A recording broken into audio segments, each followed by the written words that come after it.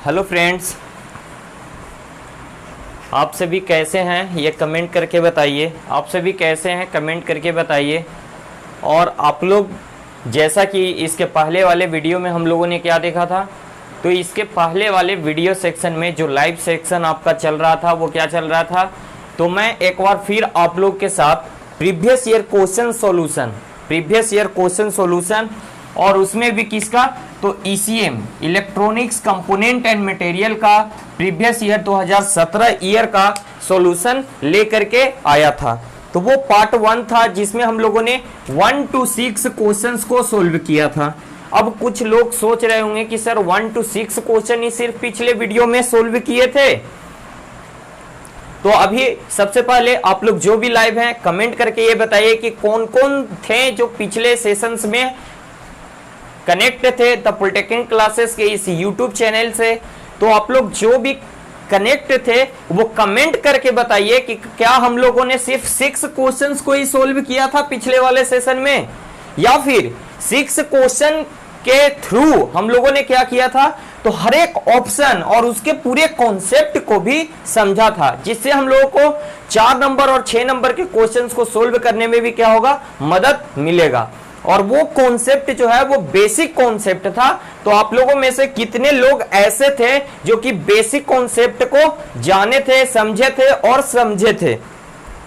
तो सबसे पहले मैं इस वीडियो लेक्चर में एक बात करने वाला हूं जो कि पिछले सेशन का मोस्ट इंपॉर्टेंट टॉपिक था और उस पर थोड़े से बहस चल रही थी स्टूडेंट के बीच में, कमेंट के बीच में आप लोगों का एक बहस चल रहा था। क्या, तो एसी और डीसी में कौन सा प्रबल होता है। कहने का मतलब एसी ज्यादा खतरनाक है या फिर डीसी ज्यादा खतरनाक है। कोई स्टूडेंट इस तरह से क्या किए थे, कमेंट किए थे कि सर एसी ज्यादा खतरनाक है या फिर डीसी ज्यादा खतरनाक है। तो चलिए आइए इसका मैं सॉल्यूशन देता हूं कि एसी और डीसी में क्या कौन सा ज्यादा खतरनाक है। अब मैंने उस दिन एसी और डीसी के बारे में डायग्राम के द्वारा बताया भी था कि एसी का डायग्राम कैसा होता है। तो कुछ इस तरीके का डायग्राम हम लोग बनाते हैं, कुछ इस तरह का सिग्नल डायग्राम बनाते हैं, और ये जो डायरेक्ट करंट होता है कुछ इस तरह से होता है।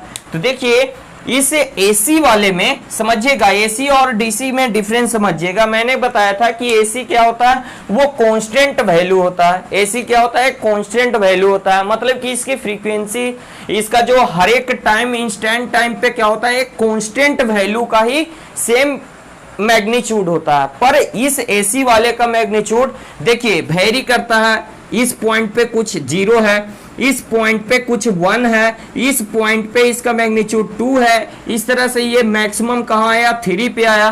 फिर धीरे धीरे इस पॉइंट पे क्या हो रहा है, 2 हो जा रहा है तो घट रहा है। एक समय ऐसा आ रहा है कि 0 पे आ जा रहा है, फिर 0 से इधर -1 में आ रहा है, -2 में आ रहा है, -3 में आ रहा है। तो ये हो रहा है एसी। एसी क्या हो रहा है, तो आपका ये इसका जो वैल्यू है वो क्या कर रहा है, हर एक इंस्टेंट पॉइंट पे क्या हो रहा है, चेंज हो रहा है। और इस चेंजिंग के कारण से, और ये चेंजिंग का प्रोसेस जो है वो कितना, तो इसका फ्रीक्वेंसी कितना हो रहा था, तो 50 हर्ट्ज हो रहा था, 50 हर्ट्ज हो रहा था। ये फ्रीक्वेंसी क्या होता है, तो फ्रीक्वेंसी होता है पर सेकेंड। एक सेकेंड में कितना बार ये साइकिल रिपीट हो रहा है, उसी को हम लोग क्या कहते हैं, number of cycle repeated in 1 second is called frequency. तो ये 50 हर्ट्ज है। इट मींस इस वाले में क्या हो रहा है कि 1 सेकेंड के अंदर अंदर ये साइकिल कितना साइकिल कंप्लीट कर रहा है, तो इस साइकिल को 50 बार रिपीट कर रहा है। तो देख रहे हैं 50 बार रिपीट कर रहा है, हर एक समय पे इसका वैल्यू चेंज हो रहा है। तो देखिए कैसे, उसमें मैंने ये जवाब दिया था कि जो डीसी है वो क्या है, ज्यादा खतरनाक है, ज्यादा खतरनाक है। क्या है, ज्यादा खतरनाक है, ज्यादा खतरनाक है, ज्यादा खतरनाक है। किससे, तो एसी से। एसी से डीसी ज्यादा खतरनाक है, इसी पे बहस चल रहा था। तो क्यों ज्यादा खतरनाक है ये समझिएगा, इसका हर एक इंस्टेंट वैल्यू पे क्या हो रहा है, चेंजिंग हो रहा है। अगर हम इसके संपर्क में आते हैं, हमको झटका लगता है। तो देखते हैं जैसे ही एसी के पास हम लोग जाते हैं, जैसे ये जो घरों में बिजली है वो हमारा एसी करंट है, इसके संपर्क में जाते हैं, झटका लगता है, हम लोग दूर भाग जाते हैं, ऐसे एकदम तुरंत एकदम लग गया, मेरे से करंट लग गया, ऐसा करते हैं कि नहीं। तो ऐसा हमें क्यों महसूस हो जाता है, इसके पीछे का रीजन समझिए। अगर ये 250 वोल्ट का झटका हमें लग रहा है, 220 वोल्ट हमारे घरों में आता है, सोचिए इस 220 वोल्ट को हमको झटका लग रहा है, फिर भी हम क्या कर ले रहे हैं, हटा ले रहे हैं हाथ को।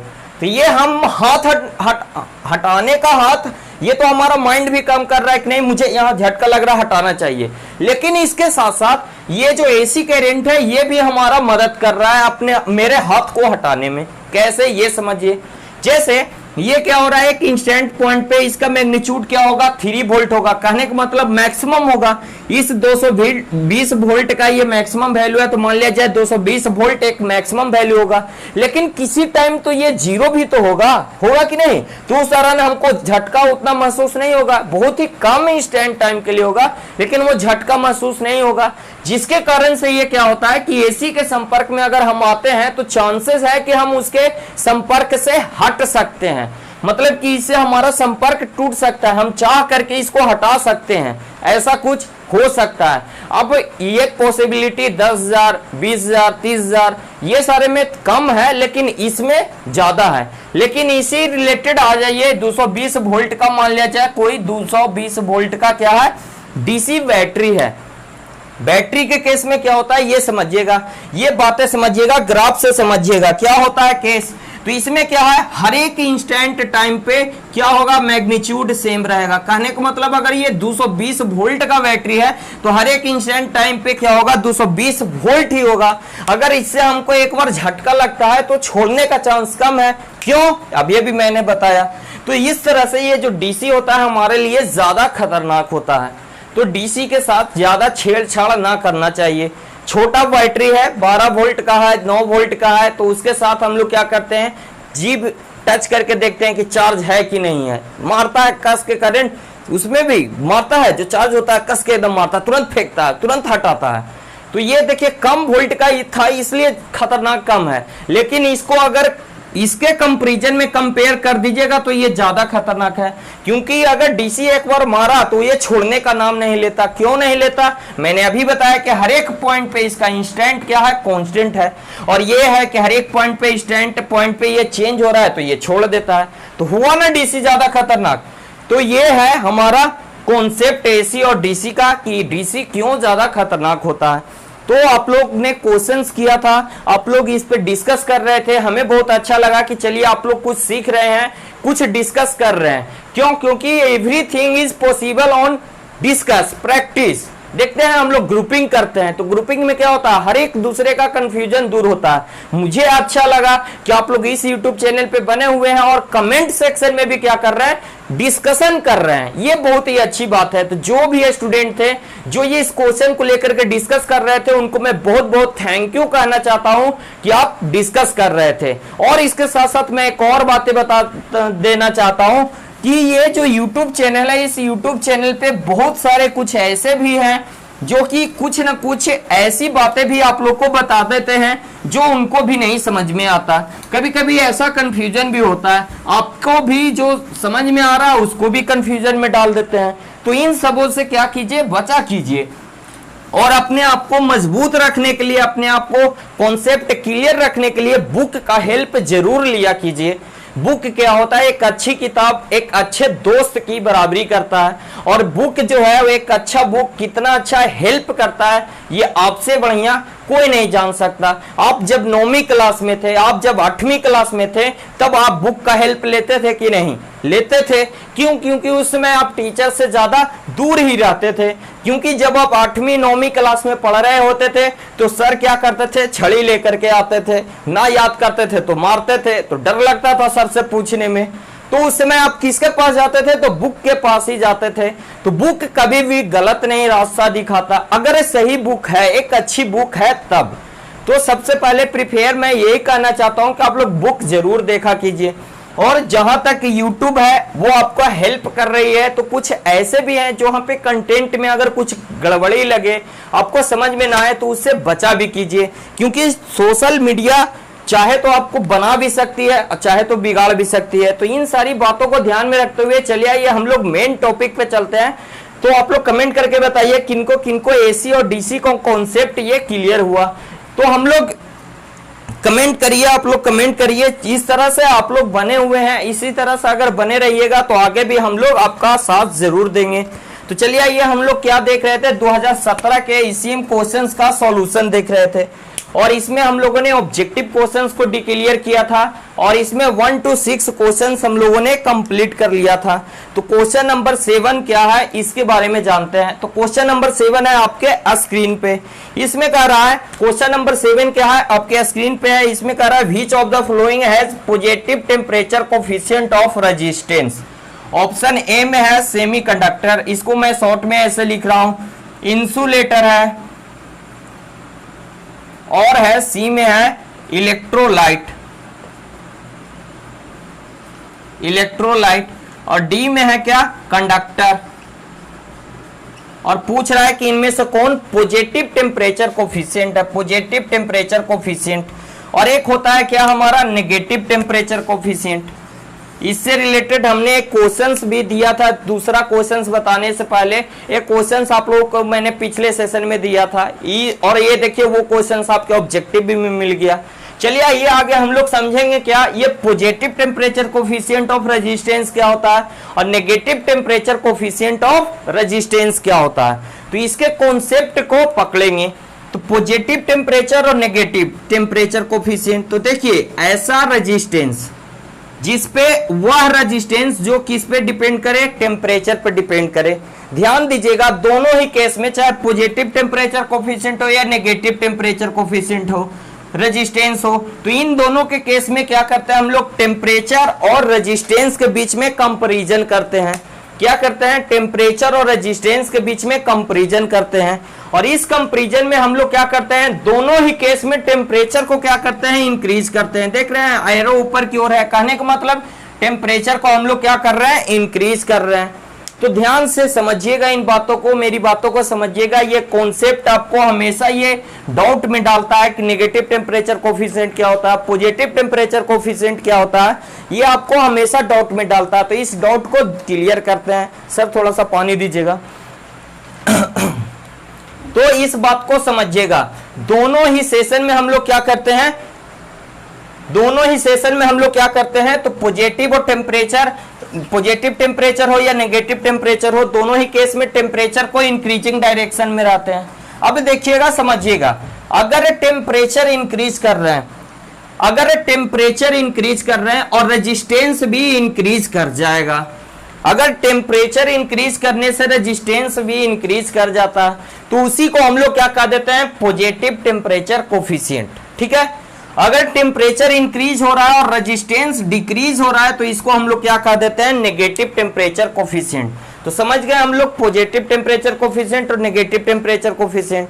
अब हम लोग समझते हैं इसमें कि ये जो सेमीकंडक्टर है, इंसुलेटर है और इलेक्ट्रोलाइट है और कंडक्टर है, इन तीनों में से मेनली रूप से ये जो तीन है, सेमीकंडक्टर हो गया, इंसुलेटर हो गया और ये कंडक्टर हो गया, ये तीन हमारे मुख्यतः हैं। जबकि इलेक्ट्रोलाइट क्या है, तो एक डाई इलेक्ट्रिक मटेरियल है जिसका हम लोग कैपेसिटर में यूज करते हैं। कहां यूज करते हैं, तो कैपेसिटर में यूज करते हैं।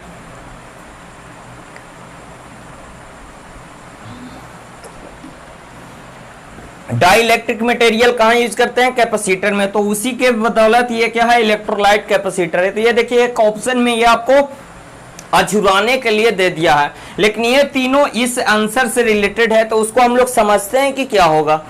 देखिए सेमीकंडक्टर है, ये क्या होता है, तो नेगेटिव टेम्परेचर कोफिशिएंट होता है। कहने का मतलब सेमीकंडक्टर में अगर हम टेम्परेचर इंक्रीज करते हैं तो उसका रेजिस्टेंस डिक्रीज होता है। तब तो इसमें क्या होता है, सेमीकंडक्टर में टेम्परेचर इंक्रीज करते हैं तो करंट का कंडक्शन ज्यादा होता है। करंट का कंडक्शन ज्यादा होता है, इट मींस कह सकते हैं कि इसका रेजिस्टेंस क्या होगा, घटेगा। तो सेमीकंडक्टर क्या हो गया, तो ये सेमीकंडक्टर हो गया नेगेटिव टेम्परेचर कोफिशिएंट। समझिएगा इंसुलेटर को भी हम लोग क्या कहते हैं, नेगेटिव टेम्परेचर कोफिशिएंट। ये तो सब कोई बता देगा आपको कि इंसुलेटर नेगेटिव टेम्परेचर कोफिशिएंट है, लेकिन आप लोग कमेंट करके बताइए कि इंसुलेटर क्यों नेगेटिव टेम्परेचर कोफिशिएंट कहलाता है, ये कमेंट करके बताइए। अगर कोई जानते हैं तो कमेंट करके बताइए। इसके पहले आप लोग कमेंट करके बताइए कि इंसुलेटर क्यों नेगेटिव टेम्परेचर कोफिशिएंट है, आप लोग कमेंट करके बताइए। उसके बाद मैं आप लोग को जवाब बताऊंगा। चलिए आइए कंडक्टर के बारे में जानते हैं। तो कंडक्टर क्या है हमारा, कंडक्टर है हमारा पॉजिटिव टेम्परेचर कोफिशिएंट। कंडक्टर क्या होता है, पॉजिटिव टेम्परेचर कोफिशिएंट। कहने का मतलब कि टेम्परेचर इंक्रीज करेगा, रेजिस्टेंस इंक्रीज करेगा। क्यों करेगा, ये भी क्वेश्चंस बनता है कि कैसे ये पॉजिटिव टेम्परेचर कोफिशिएंट है। तो आप कमेंट करके बताइए कि कंडक्टर कैसे पॉजिटिव टेम्परेचर कोफिशिएंट है। तो चलिए आइए हम लोग देखते हैं इंसुलेटर के कि क्यों ये नेगेटिव टेम्परेचर कोफिशिएंट कहलाता है। समझिएगा इन मेरी बातों को, ऐसा नहीं है कि अब देखिए अगर इंसुलेटर नेगेटिव टेम्परेचर कोफिशिएंट है तो हम कह सकते हैं कि सर अगर इंसुलेटर में टेम्परेचर कोई इंक्रीज किया जाएगा तो कोई ना कोई ऐसा कंडीशन आएगा कि जब रेजिस्टेंस क्या हो जाएगा, इसका बहुत ही ज्यादा घट जाएगा, और रेजिस्टेंस घट जाएगा तो इससे करंट का कंडक्शन होने लगेगा। तो ये पॉसिबल है, इंसुलेटर से करंट का कंडक्शन होता है, नहीं होता है। लेकिन जब इसको हम लोग इस थ्योरी के अनुसार इसको जब हम देखा गया तो ऐसा हो पाता है। कैसे, समझिएगा मेरी बातों को। अगर इंसुलेटर के केस में हम लोगों ने टेम्परेचर इंक्रीज किया तो इसका रेजिस्टेंस क्या होता है, डिक्रीज होता है। डिक्रीज होता है, होते होते होते डिक्रीज होता है। लेकिन जैसे ही इसका रेजिस्टेंस डिक्रीज होता है तो इससे करंट का कंडक्शन होने से पहले ही ये इंसुलेटर क्या हो जाता है, डिस्ट्रॉयड हो जाता है। क्यों, टेम्परेचर इंक्रीज करने के कारण से ये इंसुलेटर क्या हो जाता है, जल जाता है, डिस्ट्रॉयड हो जाता है, जिसके कारण से इसमें करंट का कंडक्शन नहीं हो पाता है। लेकिन इसके प्रॉपर्टी में चेंजिंग तो आ रहा है, रेजिस्टेंस टेम्परेचर बढ़ाने से इसका रेजिस्टेंस तो डिक्रीज कर रहा है, इसीलिए इंसुलेटर को हम लोग क्या कह देते हैं, नेगेटिव टेम्परेचर कोफिशिएंट। जो भी कॉन्सेप्ट मैं बता रहा हूं ये सारे कॉन्सेप्ट आपको नहीं बताएंगे, कोई नहीं बताएंगे, सिर्फ ये बताएंगे कि इंसुलेटर नेगेटिव टेम्परेचर कोफिशिएंट होता है। क्यों होता है ये कोई नहीं बताएगा।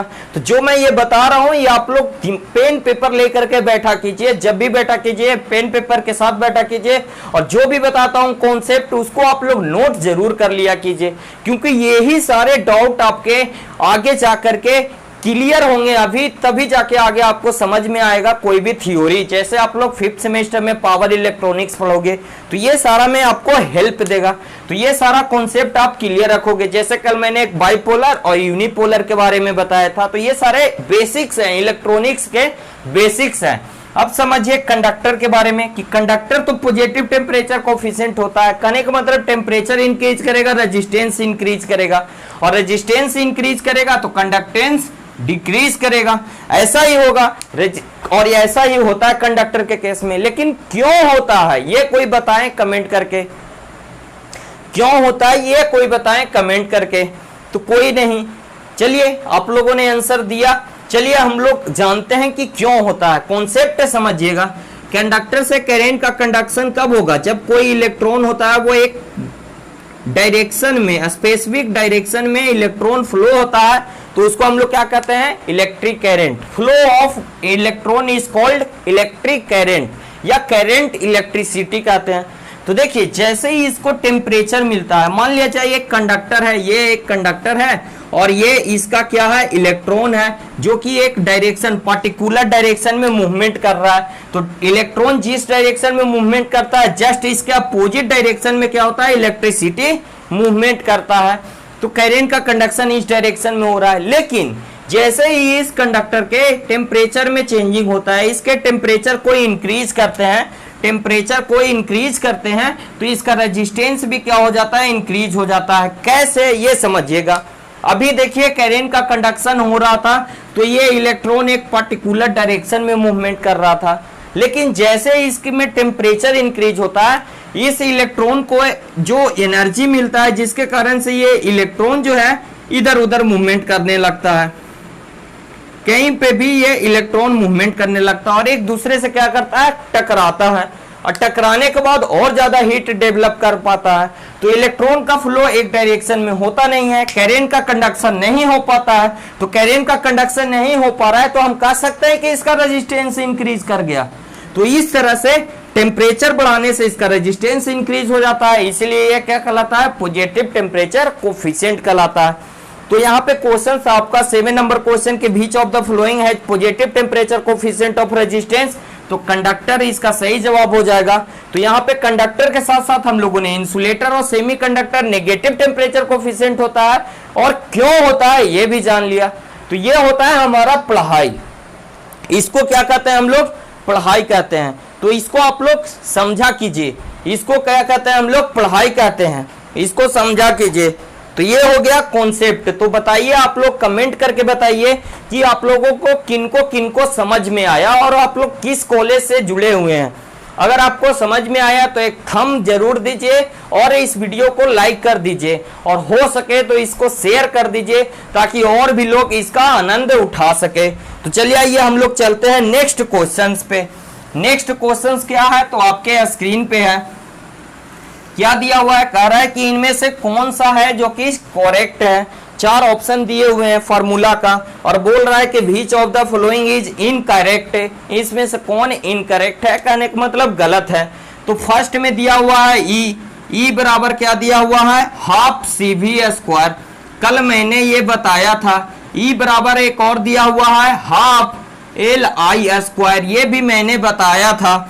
और सी में दिया हुआ है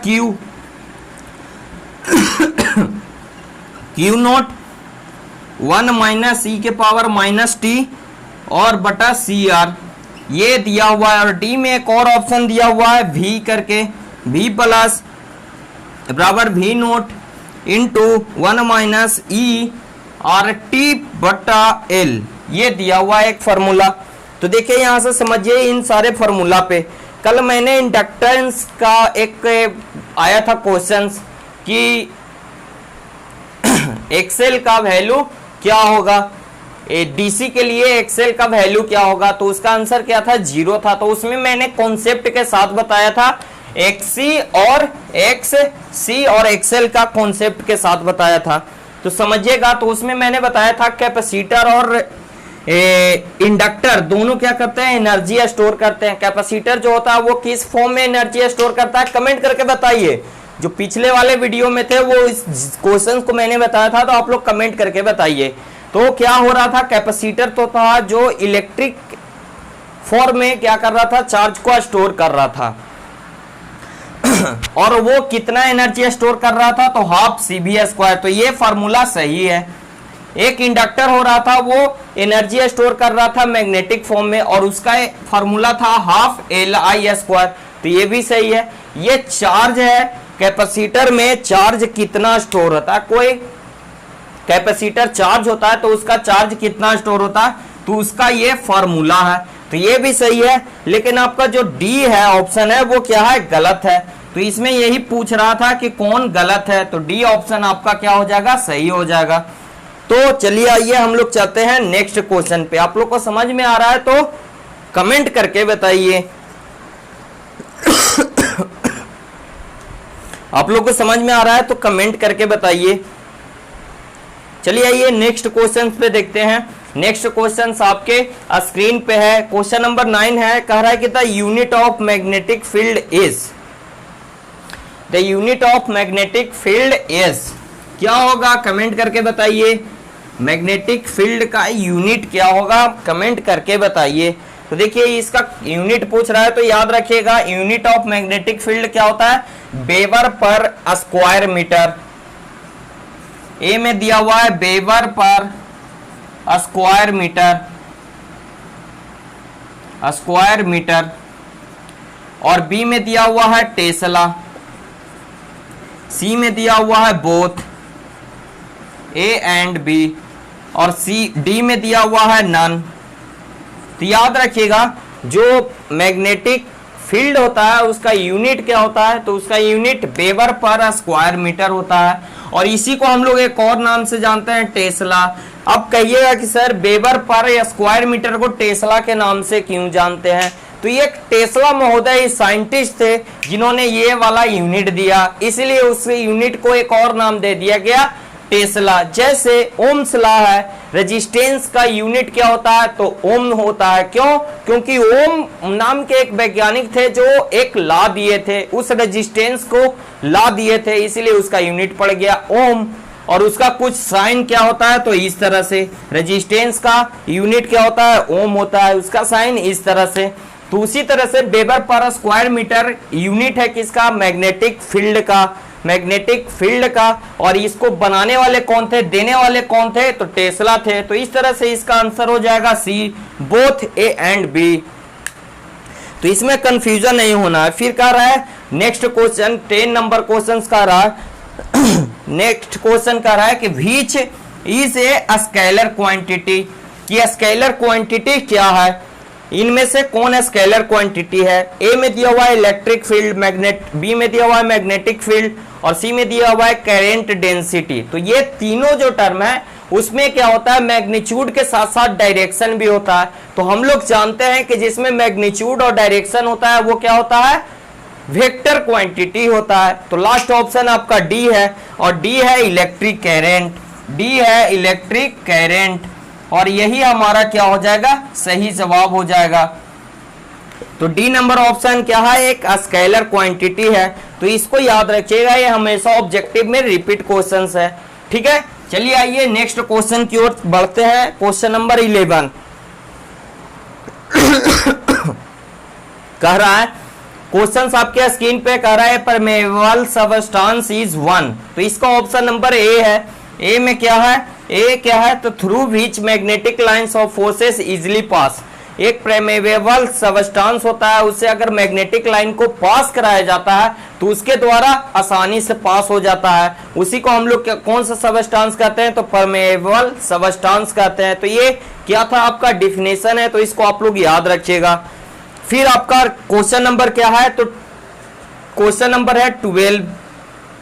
तो 12 क्वेश्चन नंबर आपके स्क्रीन पे कह रहा है कि above certain temperature the specific heat of metal becomes constant, this temperature is known as Curie temperature. Option number A सही है, और उसको क्या है, क्यूरी टेम्परेचर। ये भी क्या है, एक डिफिनेशन है, इसको याद रखिएगा। ये सारा मैग्नेटिक फील्ड वाला, मैग्नेटिक सर्किट वाला यूनिट में पढ़ना है आपको। तो ये सारा चीज आप लोग को बताया जाएगा, क्योंकि इसको अभी मैंने नहीं बताया है, जो भी पेड कोर्स में है उनको नहीं बताया है, तो मैं ये सारी चीजें आपको बताऊंगा। फिर नेक्स्ट क्वेश्चन है क्वेश्चन नंबर 13 कह रहा है, ये आपके स्क्रीन पे है, क्या रहा है, eddy current loss is proportional to the. तो ये किसके प्रोपोर्शनल होता है, तो ऑप्शन नंबर इसका सी सही है, ऑप्शन नंबर सी सही है। क्या, तो square of frequency, square of frequency.